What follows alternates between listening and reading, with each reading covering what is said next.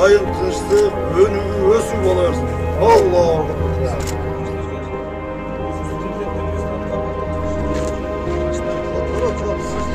Мынакей биз алдыңара коюп атабыз кандай биз алдына. Ушул иш-чаралар кылат.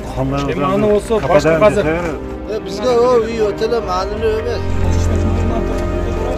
Аксай айыл өкмөтүндөгү Капчыгай айылында өрттөлгөн жана тонолгон үйлөрдү калыбына келтирүү аракеттери башталды.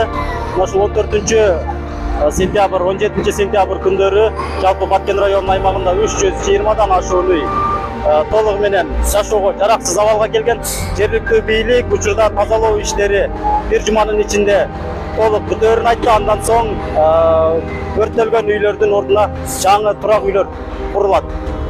Бүгүнкү күндө районубуздун аймагында Аксай өкмөттүн Капчыгай айылында дагы башка талкаланган айылдарда, аймактарда калыбына келтирүү жумуштары башталды. Бүгүнкү күнгө атайын комиссиянын жыйынтыгы менен 320дан ашуун үй жараксыз деп табылган. Бул цифрага да кошулат, себеби комиссия күнү-түнү ушул аныктап иштеп жатат. Азыр өзүңүздөр көрүп болгондой, өзгөчө кырдаалдар министрлигинин атайын техникалары келип, курулуш жүрө турган жараксыз болгон үйлөрдү тазалоо жумуштары башталды.